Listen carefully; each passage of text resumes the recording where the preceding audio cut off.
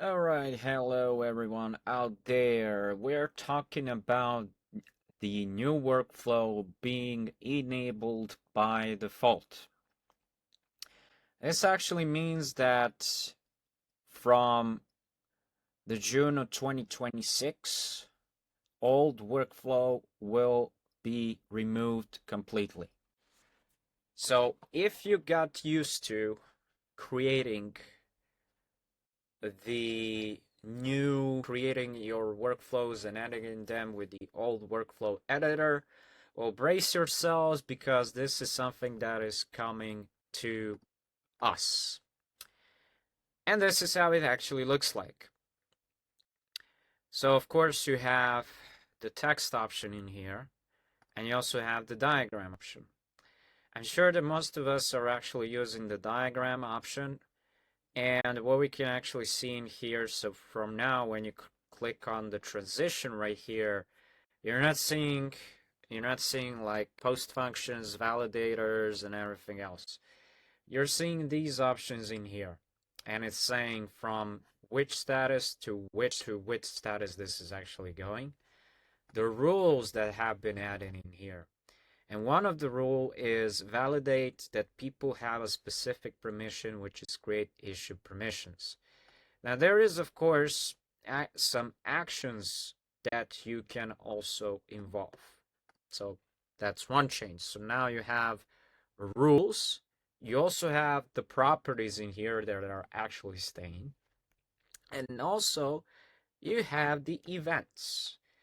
Now, from the events, issue updated, issue assigned, issue resolved, issue closed, commented, whatsoever. So based on the certain events, things can actually happen. All right, so when you actually go from here now, this is this all transition.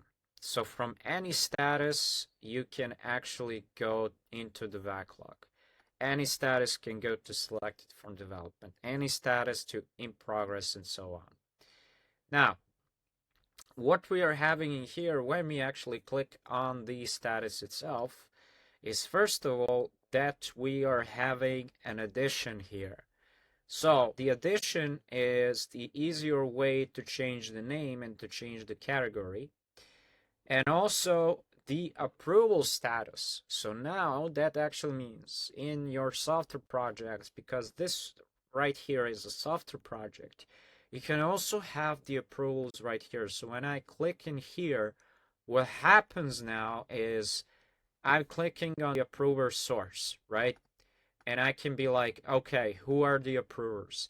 What is happening when it's approved and what is happening when it's actually declined?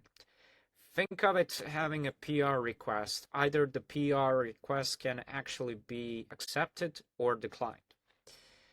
Now from here, there are also some of the options in here that can happen. So from backlog to select for development, you can do that in this way, or you can do it from this way. So I'm saying from backlog to selected for development, and I can name this dev, and I can actually move it like this. And now when I click on this, I have this label right here that it's saying to me that basically this is this transition in here. And from the rules, so we're having restrictions, we have request of the inputs, we have the validations, and we also have the performing of the actions. So restriction transition is, there are several. So now it's saying restrict based on the status of subtasks. Don't allow anyone to work. I'm using a particular transition, and in here you can be using the APIs. Restrict to when a field is a specific value. So this can be actually restricted and not being allowed. So if I click on this and click on select, it's going to ask me to choose which field this is going to be. So now from here, I can say something like, well, if I have like issue type, I review its value as a text, check if it equals, and now you can actually go and type whatever you like.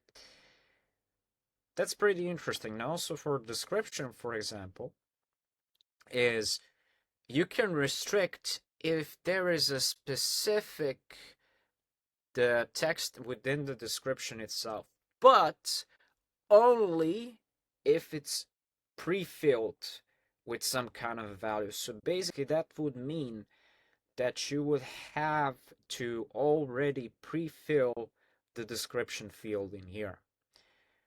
Since the description field is the system field, I wouldn't you advise to change the description system field. Other than that, create only one custom field that will be a replacement for that. Okay, so we have that option.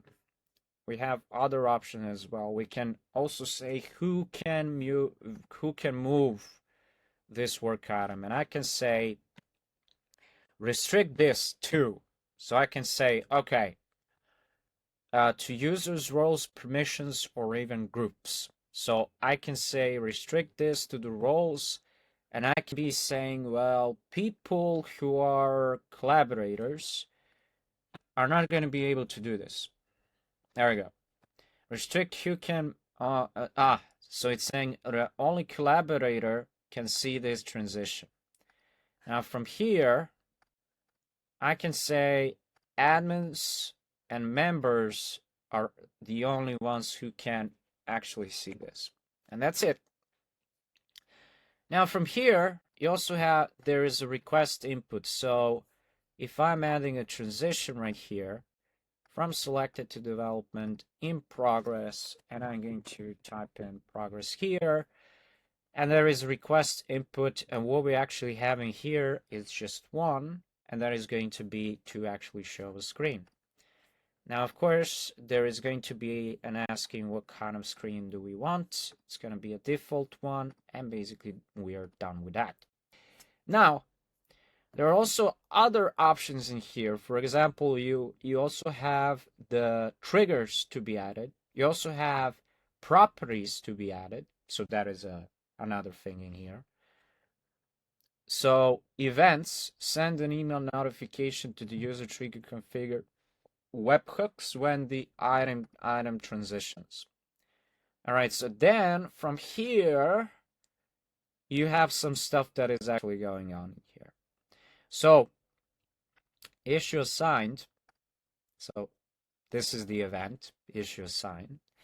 And also there is actually an option here to validate validate something.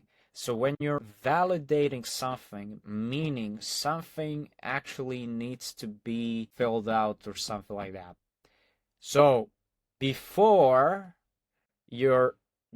before the operation is done, the validator checks the legitimacy of a certain validation that needs to be there. For example, so you can validate people have specific permissions. You can validate a field in here, and you can say, okay, I want to say that some specific field is not empty in here. And what is not empty, I'm going to say the description is not going to be empty here. And what I can actually do, I can say, please fill out the description. And I can click on add. All right. Also, there's an option to perform some of the actions in here. These are the actions. So this is something that you might actually call your post functions. And you can assign work item, copy the value of one field to another. This is pretty interesting one. So there are automatic triggers, update the work item field, and so on and so forth. So I will leave you to actually explore these. There are also the triggers. And these triggers are mostly like in the old workflow. And that is actually how it works. So when I update this and I actually close this, so I'm gonna go back here. All right. And now I'm gonna go like say hello. Click on create. All right, I have it created. There we go. So it's here now. Now what we are actually thinking about is to transition this selected for development, for example. All right. Then go in progress. Can this actually be done? Yes, and now we're actually seeing the screen here, which is fine. Go to into the progress, but fill out the description. So now, description to progress. There we go. And now the description is actually in here.